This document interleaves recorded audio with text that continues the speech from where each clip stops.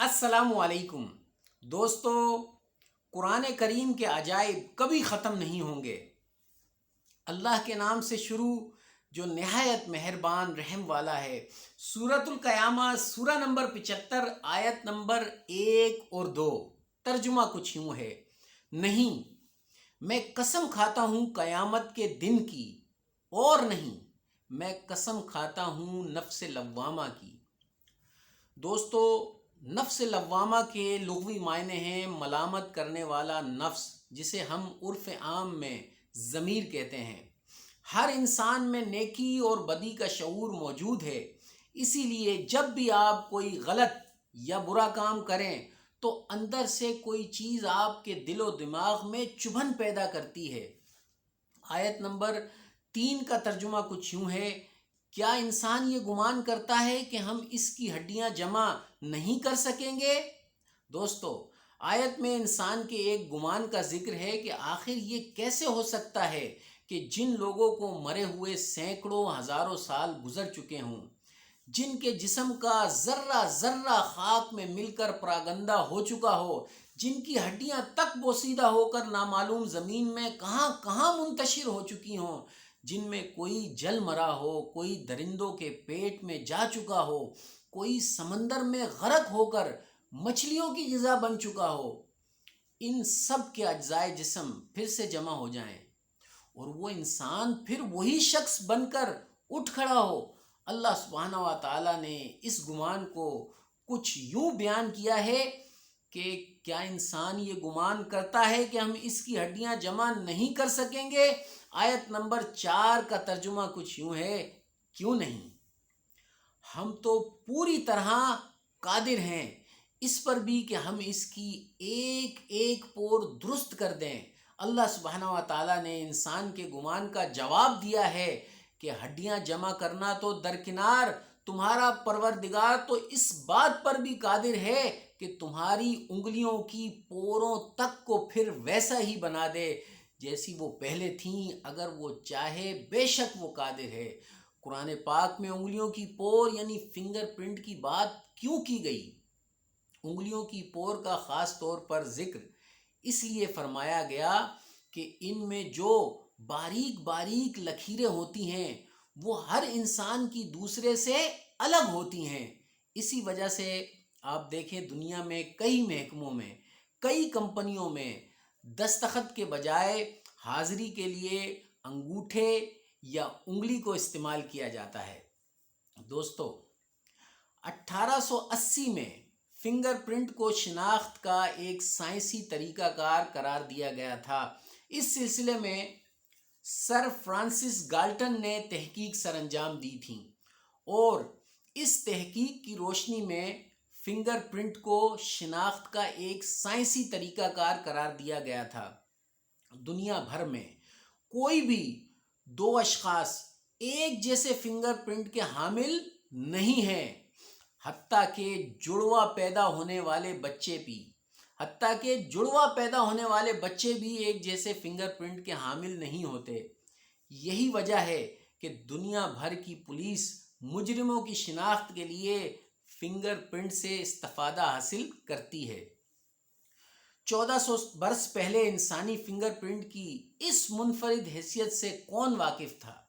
صاف ظاہر ہے کہ اس حقیقت سے ہمارے خالق کے سوا اور کون واقف ہو سکتا ہے۔ بے شک اللہ آسمانوں اور زمین کی ہر پوشیدہ چیز سے واقف ہے، وہ تو سینوں کے چھپے ہوئے راز تک جانتا ہے۔ اب جس چیز کی طرف میں آپ کی توجہ دلا رہا ہوں، اس کی بنیاد نہ تو اللہ کے کلام میں موجود ہے اور نہ ہی کسی حدیث میں، بلکہ حال ہی میں کچھ مسلم اسکالرز نے اس جانب توجہ دی اور تحقیق کی اور بیان کیا کہ کلام پاک میں لفظوں میں بہت زیادہ ہم آہنگی ہے اور لفظوں کے استعمال میں تعداد کے لحاظ سے بھی ایک معنویت ہے۔ ذرا غور کیجئے گا، جن میں سے کچھ میں بیان کر دیتا ہوں۔ عربی لفظ یوم اور الیوم، جس کے معنی دن کے ہیں، پورے قرآن میں 365 مرتبہ استعمال ہوا۔ جن مقامات پر یہ لفظ استعمال ہوا میرے پاس تمام حوالے موجود ہیں۔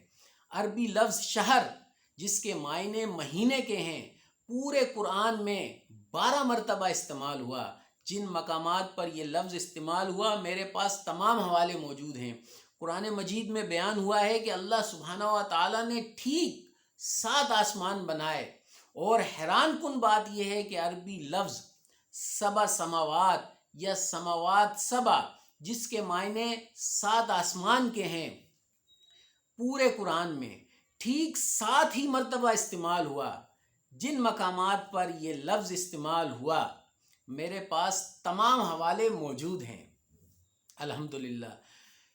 اسی طرح آپ کو معلوم ہے کہ حج یا عمرہ کرنے کے لیے بیت اللہ کا قبلے کا طواف کرنا، یعنی مسجد حرام میں داخل ہونے کے بعد حجر اسود کو استلام کرنے کے بعد قبلے کے 7 چکر لگانا ضروری ہیں۔ عربی لفظ قبلہ پورے قرآن میں 7 مرتبہ ہی استعمال ہوا ہے۔ یہ لفظ جن مقامات پر استعمال ہوا میرے پاس تمام حوالے موجود ہیں۔ عربی لفظ دنیا اور آخرہ پورے 115 مرتبہ استعمال ہوا۔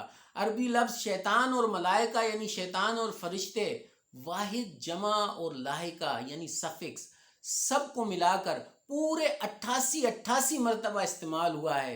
قرآن میں موسم سرما یعنی سردی اور موسم گرما یعنی گرمی کے لیے جو لفظ عربی میں استعمال ہوتا ہے وہ پورے قرآن میں ایک بار ہی استعمال ہوا، سورہ قریش میں۔ اللہ سبحانہ و تعالی سورہ نمبر 3 سورہ آل عمران کی آیت نمبر 59 میں فرماتے ہیں، ان مثل عیسی عند اللہ کمثل آدم خلقہ من تراب ثم قال له کن فیکون۔ بے شک عیسیٰ علیہ السلام کی مثال اللہ کے نزدیک آدم علیہ السلام کی سی ہے، اس کو مٹی سے بنایا پھر کہا ہو جا تو وہ ہو گیا۔ دوستو، یہ آیت کریمہ عیسائیوں کے لیے بہت بڑی دلیل ہے، جن میں سے کچھ نے کہا کہ عیسیٰ علیہ السلام نعوذ باللہ اللہ کے بیٹے ہیں، کچھ نے کہا کہ وہ 3 خداؤں میں سے ایک خدا ہیں، اور یہ عقیدہ گھڑا کہ الوہیت 3 میں ہے، ایک میں 3 اور 3 میں 1۔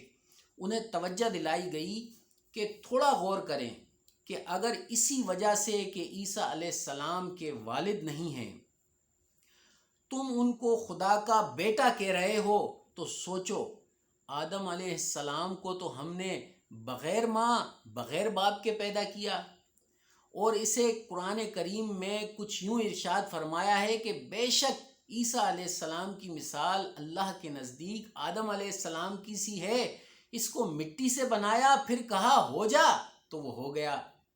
دوستو، حیران کن اور دلچسپ بات یہ ہے کہ پورے قرآن میں حضرت عیسیٰ علیہ السلام اور حضرت آدم علیہ السلام کا نام ایک جتنی تعداد میں ذکر